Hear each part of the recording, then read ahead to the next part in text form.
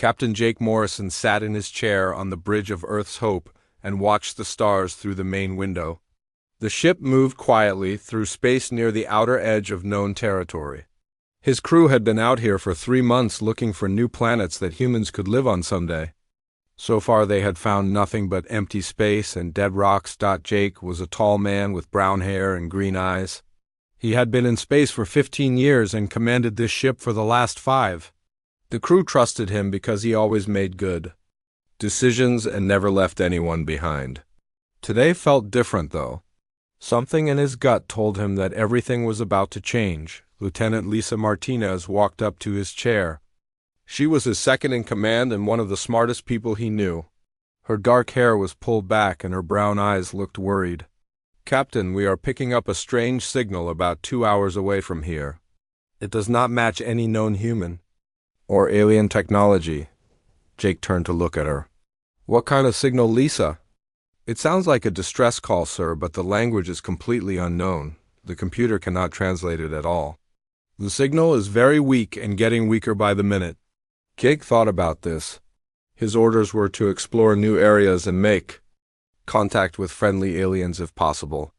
But they were also told to be very careful and not take unnecessary risks. A distress call could be a trap set by hostile aliens. On the other hand, it could be someone who really needed help. "How far off course would we have to go to investigate?" Jake asked. "Not far, sir. Maybe 6 hours total to get there, check it out, and get back on our planned route." Jake looked out at the stars again. In his 15 years in space, he had learned to trust his instincts. Right now, his instincts were telling him that someone out there needed help badly. "Set course for the signal source. Maximum speed." "Yes, sir," Lisa said and went to give the order to the pilot. 2 hours later, Earth's Hope dropped out of faster-than-light travel near the source of the signal. What they found made everyone on the bridge stop and stare. Floating in space was a ship unlike anything they had ever seen. It was about the same size as their own vessel, but the design was completely alien. The ship looked like it was made of some kind of blue metal that seemed to glow with its own light. It had long, smooth curves instead of the straight lines that human ships used. Parts of the hull were damaged with huge holes torn in the sides. Debris floated around it, and there were no lights visible through any of the windows. "My God," whispered Paul Davis, the security chief. He was a big man who used to be in the military before joining the exploration service. "What do you think happened to them?" Jake studied the alien ship carefully. Lisa ran a full scan.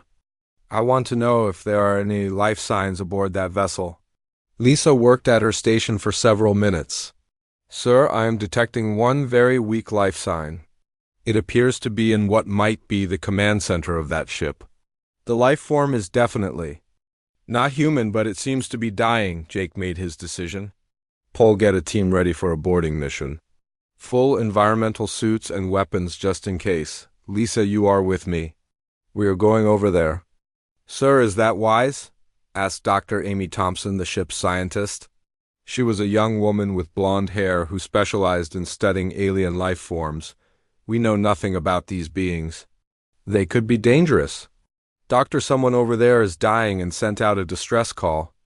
We cannot just leave them to die without at least trying to help. That would make us no better than animals." 30 minutes later, Jake and his team were floating through space toward the alien ship. Their suits had small rockets that let them move around outside their own vessel. As they got closer to the damaged ship, the extent of the destruction became clear. Whatever had attacked this vessel had used incredibly powerful weapons. "Look at those blast marks," Paul said over the radio. "This ship was hit by energy weapons more advanced than anything we have ever seen. They found an opening in the hull that was big enough for them to enter." Jake went first with his weapon ready, followed by Lisa, Paul, and Dr. Thompson. Inside the ship, everything was strange. The corridors were taller and wider than human ships used. The walls had a blue glow that provided light but cast weird shadows everywhere. "The gravity is working," Lisa noted as their boots touched the floor. "That is a good sign. It means their power systems are still partially functional." They moved carefully through the ship, following Dr. Thompson's scanner toward the life sign she had detected.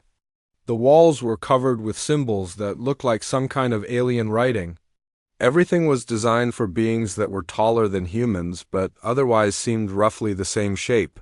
Whatever built this ship was very advanced, Dr. Thompson sighed quietly. The technology here is at least 100 years ahead of anything Earth has developed. They reached what appeared to be the command center of the ship. It was a large room filled with strange control panels and screens. Most of the equipment was dark, but some panels still glowed with blue light. In the center of the room was a chair that was clearly meant for the ship's captain. And that chair was the most amazing sight Jake had ever seen. It was definitely an alien, but it looked somewhat like a human. The being was tall, maybe 7 feet if it stood up. Its skin was covered with blue scales that caught the light from the control panels. It had 2 arms and 2 legs like a human, but they were longer and more slender. The alien's head was larger than a human head and shaped differently. Instead of hair, it had more scales that went from blue to silver. Its eyes were closed, but Jake could see they were much larger than human eyes. The being was clearly female and appeared to be badly injured. As Jake's team approached the chair, the alien's eyes suddenly opened. They were a bright golden color unlike anything Jake had ever seen. The alien tried to sit up straighter, but winced in pain and fell back into the chair. The alien looked directly at Jake, and when she spoke, her voice was weak but clear. She spoke in perfect English, which shocked everyone. "Human, I have been waiting for you. My name is Commander Zarathil of the Catherian Empire." Jake stepped forward and removed his helmet since the ship's atmosphere seemed safe to breathe. "I am Captain Jake Morrison of the Earthship Hope. We received your distress signal. You are badly injured. Let our doctor help you." Zarathil shook her head slightly. "There is no time for that, human. My people are under attack by an ancient enemy called the Devourers. They are a species that consumes entire civilizations. We have fought them for years, but we are losing this war." She paused to catch her breath, and Jake could see that she was in great pain. "During our last battle, my daughter, Princess Lyravel, was captured while trying to negotiate peace with them. She is being held on their homeworld and will be killed. Or worse if she is not rescued soon." Jake knelt down beside the alien commander's chair. "Why are you telling me this? We want to help, but Earth has no military that could fight an interstellar war." Zarathil reached out with one scaled hand and grasped Jake's arm. Her grip was surprisingly strong despite her injuries.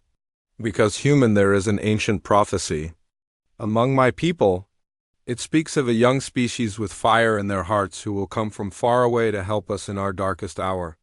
She looked directly into Jake's eyes and spoke the words that would change his life forever. "My daughter's fate lies with you, human. Only your species has the chaos and unpredictability needed to defeat the Devourers. They cannot control minds that think like yours do." Jake stared at this dying alien mother who was asking him to save her daughter and possibly her entire species. He had no authority to make such a promise. Earth's government would never approve of getting involved in an alien war. But looking into those golden eyes, he saw the same desperation that any human parent would feel if their child was in danger. "Commander Zarathil, I cannot speak for my entire species, but I give you my word as a human being. We will find a way to help you, and we will save your daughter." Jake Morrison stood in the courtroom on Earth 3 weeks after returning from his encounter with Commander Zarathil. The military judges sat behind a long table looking very serious. Admiral Susan Clark led the tribunal, and she did not look happy at all. Her gray hair was pulled back tight, and her blue eyes were cold as ice. "Captain Morrison, you have been charged with making unauthorized first contact with an alien species and committing Earth's resources to an interstellar conflict without proper approval." "How do you plead?" Admiral Clark said in a stern voice. Jake stood straight and looked directly at the Admiral. "I plead not guilty to all charges, Admiral. I made a decision to help a dying being who asked for our aid. Any human with a conscience would have done the same thing." The Admiral's expression did not change. "Captain, you had no authority to promise Earth's help in an alien war. Your actions could have put our entire planet at risk." Before Jake could respond, the doors to the courtroom opened and Commander Zarathil walked in. She had recovered from her injuries and now stood tall and proud. Her blue scales seemed to shine under the lights, and her golden eyes looked around the room with obvious intelligence. Behind her walked Captain Rexstar, her most trusted officer, who was even taller than she was. "Admiral Clark," Zarathil said in perfect English. "I request permission to address this tribunal regarding Captain Morrison's actions." Admiral Clark looked surprised, but nodded. "Permission granted, Commander." Zarathil moved to the center of the room with the smooth grace of a natural warrior. "Honored judges of Earth, I come before you to speak truth about the danger that faces both our species. The Devourers have been moving through this galaxy for thousands of years, consuming every intelligent race they encounter. They have already destroyed over 50 civilizations, including some that were far more advanced than either Earth or my homeworld." She paused and looked at each judge in turn. "My intelligence officers have confirmed that Earth is next on their target list. They will arrive in your system within 2 years, whether you help us or not. Captain Morrison's decision to aid us may be the only thing that saves both our peoples." Admiral Clark leaned forward. "Commander, can you prove these claims?" Rexstar stepped forward, carrying a small device that projected images in the air above the courtroom. The images showed star systems that were completely empty. Where once there had been planets full of life, now there was nothing but debris and darkness. "These are the Kepler systems," Zarathil explained. 5 years ago, they contained 12 inhabited worlds with a total population of 8 billion beings. The Devourers consumed everything, leaving only empty space behind. Dr. Amy Thompson, who had been studying the alien technology, stood up from where she sat with Jake's defense team. "Admiral, if I may speak, the evidence I have gathered supports." Commander Zarathil S. claims completely. "The technology we found on her ship is incredible, but even with all their advances, the Catherians are losing this war." Admiral Clark studied the floating images for several long minutes. Finally, she turned back to Jake. "Captain Morrison, even if everything Commander Zarathil says is true, Earth's military is not equipped to fight a war in deep space. We barely have enough ships to defend our own solar system." Jake stepped forward. "Admiral, that may be exactly what we need. The Devourers have faced every kind of advanced military force imaginable and defeated them all. Maybe what we need is not more advanced weapons, but a completely different way of thinking." "What do you mean, Captain?" asked General Robert Kane, who sat beside the Admiral. Zarathil answered for him. "General, your species thinks in ways that are completely unpredictable to the Devourers. They control other races by taking over their minds, but human thoughts are too chaotic for them to understand or control. This gives you a tremendous advantage." Over the next several hours, the tribunal heard testimony from Jake's entire crew. Lisa Martinez explained how human tactical thinking was completely different from Catherian military doctrine. Paul Davis described the weapons and fighting techniques that might work against Devourer forces. Dr. Thompson presented her analysis of Devourer biology and technology. By the end of the day, Admiral Clark was convinced. "Captain Morrison, all charges against you are dropped. Furthermore, you are hereby promoted to Commodore and given command of a joint human Catherian task force with the mission of rescuing Princess Laravel and gathering intelligence about Devourer capabilities." 2 months later, Jake found himself on a training base on the moon, working with a mixed team of humans and Catherians. The aliens had provided Earth with advanced technology, including faster-than-light engines and energy weapons. In return, the humans provided tactical innovation and unpredictable thinking. The training was unlike anything Jake had ever experienced. The Catherians were natural warriors who had been fighting for centuries. They were stronger and faster than humans, and their technology was far superior. At first, they looked down on the human soldiers as primitive and weak. Captain Rexstar was especially difficult to work with. He stood nearly 8 feet tall with dark blue scales and silver markings that showed his high rank. His golden eyes always seemed to be judging the humans and finding them lacking. "Your weapons are crude and your tactics are clumsy," Rexstar told Jake during their first joint training exercise. "How do you expect to fight the Devourers when you cannot even defeat us in simulation?" Jake smiled at the alien officer.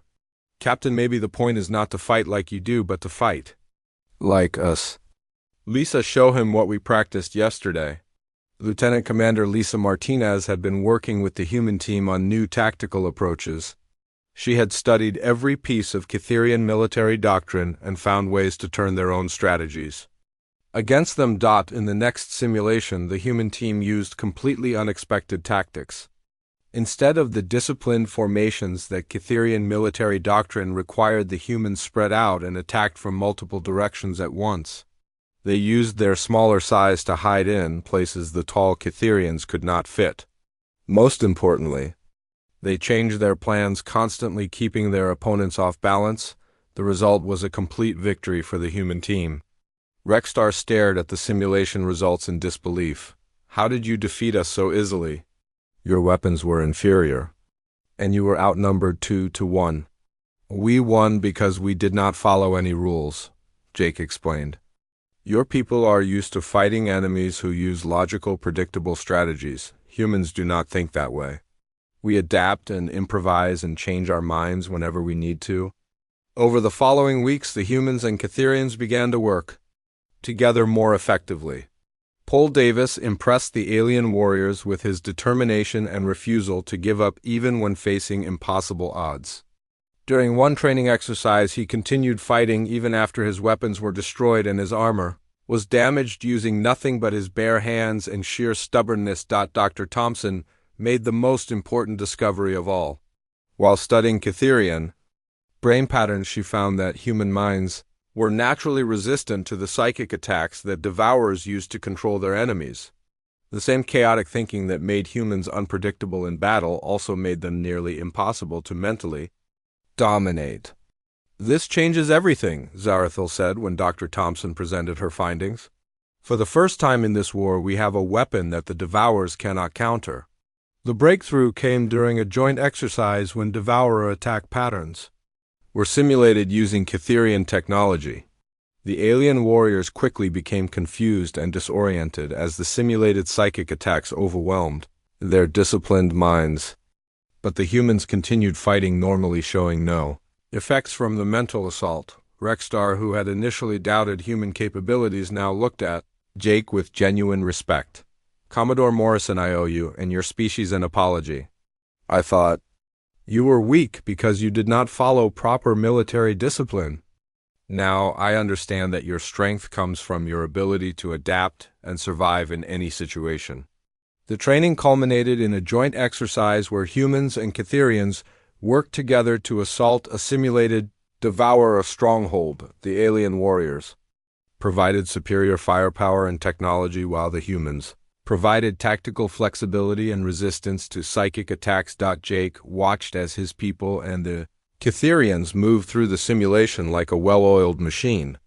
Lisa's strategic mind found weaknesses in the enemy defenses. Paul's military training allowed him to coordinate ground assault teams. Dr. Thompson's scientific knowledge helped them understand and counter devourer biotechnology. When the exercise ended successfully, Rexstar approached Jake with something like pride in his golden eyes. Commodore, your species has earned the right to stand beside us as equals in this fight. Together we might actually have a chance to defeat the devourers and save both our peoples.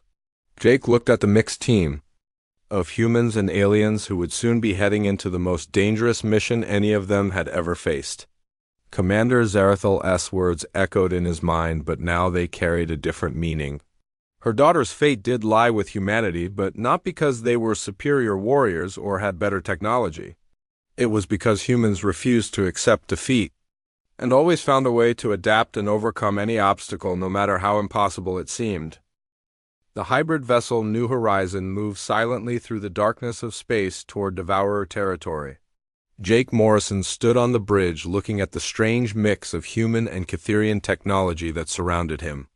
Control panels with Earth design sat next to alien displays that glowed with blue light.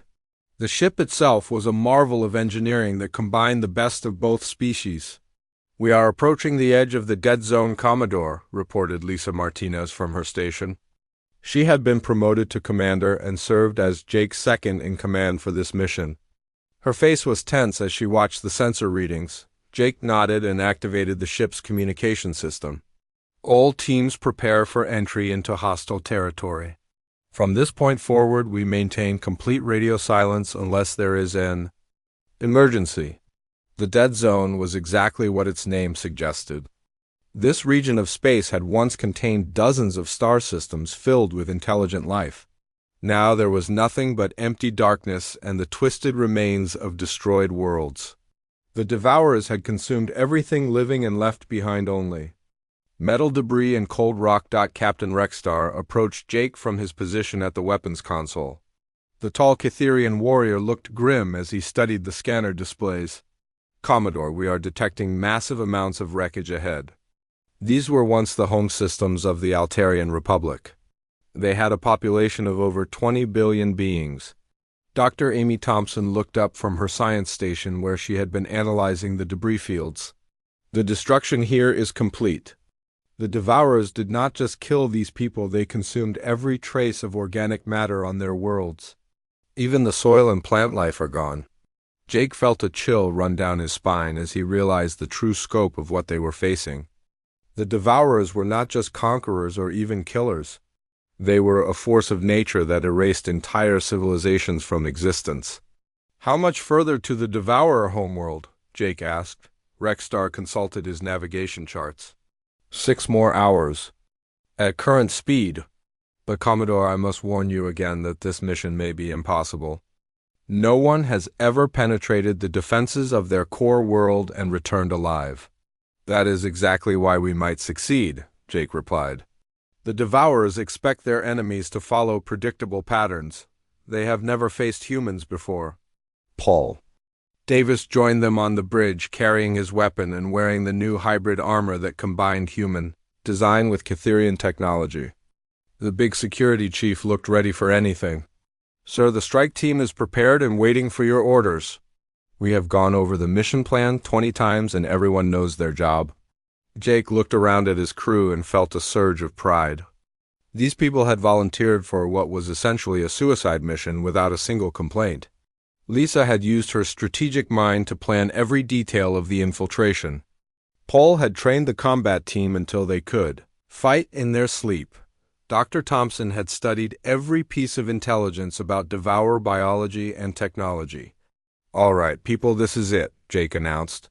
We are about to attempt something that has never been done before. We are going to sneak into the heart of enemy territory, rescue a prisoner, and get out alive. I know the odds are against us, but I also know that humans have never been very good at accepting impossible odds.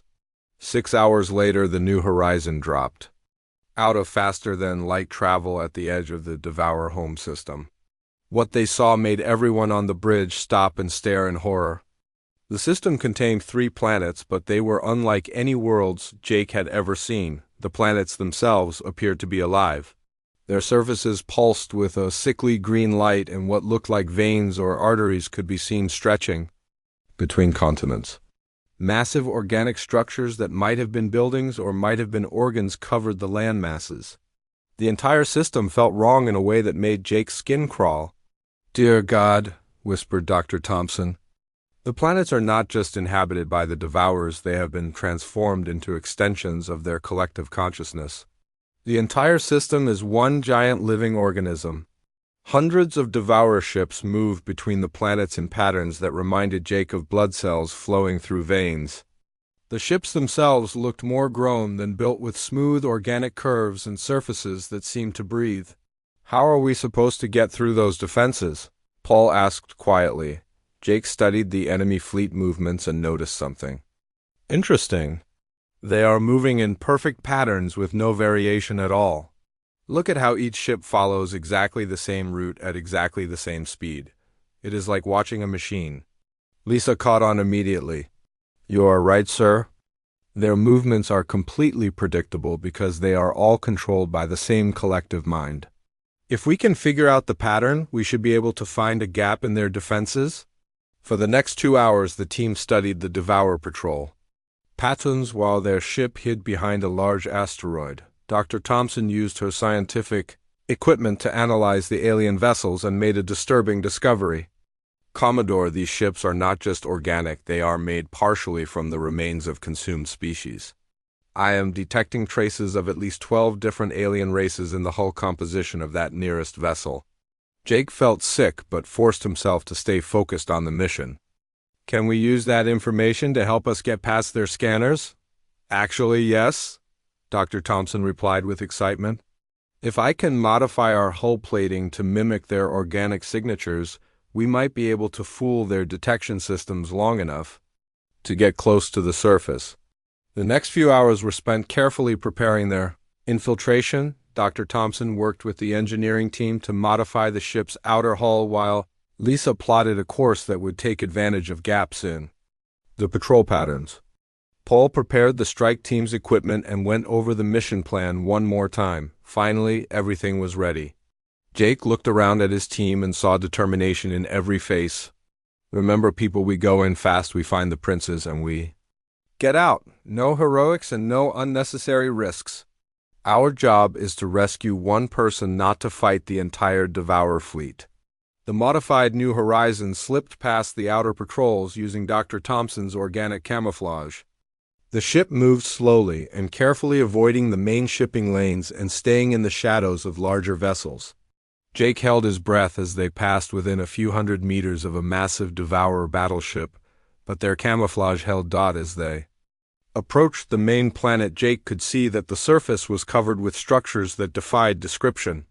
Buildings that looked like internal organs pulsed with their own light. Roads that resembled blood vessels carried streams of smaller creatures between different areas. The entire world looked like the inside of some vast living creature. There, Rexstar said, pointing to a massive structure near what might have been the planet's capital city. According to our intelligence, that is where they hold important prisoners. Princess Lirava should be somewhere inside that complex. Jake studied the target through the ship's telescopes. The building was enormous, easily the size of a human city. It had multiple levels that twisted and curved in ways that hurt to look at. Thousands of smaller creatures moved around its base, like antibodies protecting a vital organ. How many defenders are we looking at? Paul asked. Too many to fight through with a direct assault, Rexstar admitted. But perhaps that is not necessary. If we can land on the upper levels and work our way down, we might be able to avoid most of the guards. Dr. Thompson had been scanning the structure with every instrument available. I am detecting a very faint life sign deep inside the building. The signature matches Catherian biology, but it is much weaker than it should be. Jake made his decision. That has to be the princess. We go in quiet and fast. Lisa, you stay with the ship and be ready for a quick extraction. The rest of us are going in. 20 minutes later, Jake found himself standing on the surface of an alien world that felt like the inside of a nightmare. The ground beneath his feet was soft and warm like flesh. The air smelled of decay and something else that he could not identify, but which made his stomach turn. The strike team consisted of Jake, Paul, Dr. Thompson, Rexstar, and two other Catherian warriors named Veltar and Nexrun. They moved carefully across the organic surface toward their target building, trying to avoid the streams of smaller creatures that flowed between different structures. Stay close together, Jake whispered into his radio. And remember that everything here is probably connected to their collective consciousness. If we are detected, the entire planet will know about it within seconds. They reached the base of the target structure without being spotted. Up close, it was even more disturbing than it had appeared from orbit. The walls pulsed with a regular rhythm like a heartbeat, and Jake could swear he heard faint sounds coming from inside that might have been voices or screams. Paul found what appeared to be an entrance, although it looked more like a wound in the building's flesh than a door. Sir, this is the only way in that I can see, but I do not like the look of it. Jake looked at the opening and felt every instinct telling him to run away. But somewhere inside this nightmare, Princess Liravel was waiting for rescue. Commander Zarathal's words echoed in his mind again, and he knew there was no choice. All right, people, we go in fast and quiet. Stay together, watch each other's backs, and beast. Inside the Devourer structure, Jake Morrison and his team found themselves walking through corridors that looked like the inside of a living creature. The walls were made of some kind of organic material that pulsed with a sickly green light. Strange fluids dripped from the ceiling, and the floor felt soft and warm under their feet like they were walking on flesh. Paul Davis moved ahead of the group with his weapon, ready scanning for any signs of danger. The big security chief looked uncomfortable in the alien environment, but his training kept him focused on the mission. So these passages seem to go on forever? How are we supposed to find the princes in this maze? Dr. Amy Thompson checked her scanner and pointed down a corridor that curved away into darkness. The life sign I detected is coming from that direction, but it is very deep inside this structure. We probably have at least an hour of walking ahead of us. Rexstar and his two Catherian warriors, Veltar and Nexron, moved with the fluid grace of natural predators. Their weapons were charged and ready, but Jake could see tension in their golden eyes. Even these experienced fighters were disturbed by the organic horror around them. "Commodore, this place feels wrong," Rexstar said quietly. "It is like walking through the digestive system of some vast creature. I fear we may be heading into a trap." Jake nodded but kept moving forward. "I know, Rexstar, but we came here to rescue the princess, and that is exactly what we are going to do. Stay alert and watch for any movement." They had been walking for 20 minutes when they encountered their first Devourer Guardian. The creature appeared around a corner ahead of them, and Jake's first thought was that it looked like a nightmare come to life. It stood about 8 feet tall on 4 legs that ended in sharp claws. Its body was covered with black chitinous armor, and it had multiple arms that ended in blade-like appendages. The creature's head was the worst part. It had no face, just a mass of writhing tentacles surrounding a mouth filled with rows of sharp teeth. When it saw the rescue team, it let out a sound that was part roar and part electronic screech. Paul opened fire immediately with his plasma rifle. The energy beam struck the creature in the center of its chest, but barely seemed to slow it down. "Sir, these things are heavily armored? Our weapons are not having much effect?" Rexstar and his warriors joined the fight using their more advanced Catherian weapons. The alien plasma cannons were more powerful than human designs, and they began to damage the creature's armor. But more guardians were already approaching from other corridors, drawn by the sound of battle. "We need to move fast," Jake shouted over the noise of weapons fire. "Dr. Thompson, which way to the princes?" "Straight ahead, sir, but there are at least 6 more of those things between us and our target." Jake made a quick decision. "Paul, you and Veltar hold this position and keep them busy. The rest of us will circle around and try to find another route to the princes." The team split up, with Paul and the Catherian warrior fighting a rear guard action while Jake led the others down a side passage. The organic corridors seemed to shift and change as they moved through them, making navigation almost impossible. Dr. Thompson's scanner was their only guide in the maze of living tissue. "Commodore, look at this," Dr. Thompson said, stopping beside what appeared to be a window in the corridor wall. Through the transparent membrane, they could see into a vast chamber filled with floating pods. Each pod contained a different alien, being suspended in some kind of fluid. Jake stared at the horrible sight and felt his stomach turn. "What are those things?" "I think they are specimens," Dr. Thompson replied with disgust in her voice. "The Devourers are keeping examples of every species they have consumed. This is like some kind of twisted museum." Rexstar looked through the window, and his golden eyes filled with rage. "Those are Altarian civilians. I recognize their species from the diplomatic records. They were supposed to be peaceful traders who never hurt anyone." Jake forced himself to look away from the horror. "We cannot help them now, but maybe we can prevent this from happening to anyone else." "Where is the princess?" They continued moving deeper into the structure, following Dr. Thompson's scanner readings. The corridors became stranger as they went lower, with walls that seemed to breathe and floors that felt like they were walking on a giant tongue. Weird sounds echoed from hidden spaces, and Jake began to feel like they were being watched. "Sir, I am detecting massive amounts of neural activity all around us," Dr. Thompson reported. "This entire building is some kind of giant brain.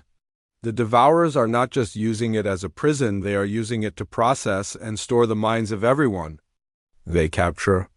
Finally, they reached a large chamber deep in the heart of the structure. In the center of the room was a raised platform surrounded by dozens of organic cables and tubes. On the platform was a chair that looked like it had been grown rather than built. In the chair was Princess Liravel. Jake had never seen a Catherian female before, but he could tell immediately that this was Zaraphel's daughter. She had the same blue scales and golden eyes as her mother, but she was younger and smaller. Her scales had lost much of their natural shine and her eyes were closed. Dozens of thin cables were attached to her head and arms, connecting her to the alien machinery. "My princess," Rexstar whispered and started forward, but Jake grabbed his arm. "Wait, this could be a trap. Dr. Thompson, can you tell if she is still alive?" Dr. Thompson scanned the princess with her medical equipment. "She is alive, but barely. Those cables are slowly draining her life force and feeding it into the Devourer Collective. If we do not disconnect her, soon she will die." Jake studied the alien machinery, trying to understand how it worked. "Can we just cut the cables?" "No, sir, that would probably kill her instantly. I need time to figure out how to safely disconnect her from this system." As Dr. Thompson worked, Jake and Rexstar set up a defensive perimeter around the platform. Next, Ren took position at the entrance to watch for approaching enemies. The sound of weapons fire from Paul's position was getting louder, which meant more Devourer Guardians were joining the fight. "Commodore, I have figured out the disconnection sequence, but it will take at least 10 minutes to complete safely," Dr. Thompson reported. "If we rush the process, we risk killing the princess or leaving her with permanent brain damage." Jake activated his radio to contact Paul. "Paul, what is your situation?" "Sir, we are holding our position, but more of those creatures keep coming. Veltar is wounded, and we are running low on ammunition. How much more time do you need?" Jake looked at Dr. Thompson, who was working frantically at the alien control systems. 10 minutes, Paul. Can you hold that long?" "We will hold, sir, even if we have to use our bare hands." As Dr. Thompson worked to free the princess, Jake noticed something disturbing about the chamber around them. The walls were covered with thousands of small openings that looked like speakers or communication devices. Faint sounds were coming from these openings that sounded almost like voices. "Dr. Thompson, what are those sounds?" "Those are the voices of everyone the Devourers have consumed, Commodore. This chamber is connected to their central consciousness. Every mind they have ever absorbed is stored here, and they are all trying to communicate." Jake felt a chill run through him as he realized they were standing in the heart of the Devourer collective mind. Millions of consumed souls were trapped here in digital torment, and the princess was slowly being added to their number. "Work faster, Doctor. We need to get her out of here before we become part of this nightmare ourselves." Rexstar suddenly raised his weapon and pointed it at the entrance. "Commodore, we have company." Jake turned to see a group of Devourer Guardians entering the chamber, but these were different from the ones they had fought earlier. These creatures moved with more intelligence and purpose. Worse yet, Jake could feel something pressing against his mind, like invisible fingers trying to get inside his thoughts. "They are trying to control us," Jake shouted. "Everyone focus on random thoughts. Do not let them get into your heads." The Catherians immediately began to struggle against the mental assault. Their disciplined minds made them vulnerable to the Devourer mind control techniques. Rexstar dropped his weapon and started walking toward the enemy creatures with a blank expression on his face. Jake grabbed the alien warrior and shook him hard. "Rexstar, fight it. Think about your princess, think about your duty to protect her." The mental pressure was incredible, but Jake found that his chaotic human thoughts were harder for the Devourers to control. He started reciting random Earth songs and mathematical equations, anything to keep his mind busy and unpredictable. "Dr. Thompson, how much longer?" 2 more minutes, sir, but I'm having trouble concentrating with this mental attack." Jake moved to stand beside the doctor and began talking rapidly about everything he could think of. "Think about Earth, Amy. Think about blue skies and green grass and the smell of rain. Think about your favorite foods and movies and books. Do not let them into your mind. The technique worked, and Dr. Thompson was able to continue her work. Finally, after what felt like hours, she stepped back from the alien controls. Done, sir. The princess is free, but she is very weak. We need to get her medical attention immediately. Jake scooped up the unconscious Cytherian princess while Rexstar and Nexron shook off the effects of the mental attack. All right, people, we are leaving right. Jake Morrison carried the unconscious princess Laravel through the organic corridors while his team fought their way back to the surface. The Devourer structure had come alive around them as alarms that sounded like screaming animals echoed through every passage. Emergency lights pulsed with an angry red glow, and the walls themselves seemed to be trying to close in on the escaping rescue team. Paul, Davis, and Veltar met them at the junction where they had split up earlier. Both warriors looked exhausted, and their armor was damaged from the fierce fighting. Paul's left arm was bleeding, but he still carried his weapon ready for action. "Sir, the whole place has gone crazy," Paul reported breathlessly. "Every guardian in the building is converging on our position. We need to move fast if we want to get out of here alive." Dr. Amy Thompson checked her scanner while Rexstar and Nexron took defensive positions at both ends of the corridor. "The exit is still 3 levels above us, but I am detecting massive movement throughout the structure. The Devourers know we have the princess, and they are mobilizing everything to stop us." Jake adjusted his grip on the princess, who felt lighter than a human woman of similar size. Her blue scales were pale and her breathing was shallow, but she was alive. "Dr. Thompson, what did you learn about the Devourers while you were disconnecting her from their system?" "Something incredible, Commodore. While I was interfacing with their technology, I discovered that they have a central control node that coordinates their entire collective consciousness. It is located on a space station at the edge of this system. If we could somehow disrupt that node, it might collapse their entire network." Rexstar overheard the conversation, and his golden eyes lit up with hope. "Doctor, are you saying we could defeat the entire Devourer Empire by attacking a single target?" "Theoretically, yes, but it would be incredibly dangerous. The station is heavily defended, and we would need to deliver a very specific type of virus directly to their central computer core." Jake made a mental note of this information, but right now their priority was simply getting off this nightmare planet alive. "We can worry about saving the galaxy later. Right now we need to focus on reaching our ship." The team began moving upward through the organic maze, fighting running battles with Devourer Guardians at every turn. The creatures seemed to be getting smarter and more coordinated, as if the collective consciousness was learning how to fight humans more effectively. At one point they were trapped in a corridor by a group of the larger Guardian types. Paul and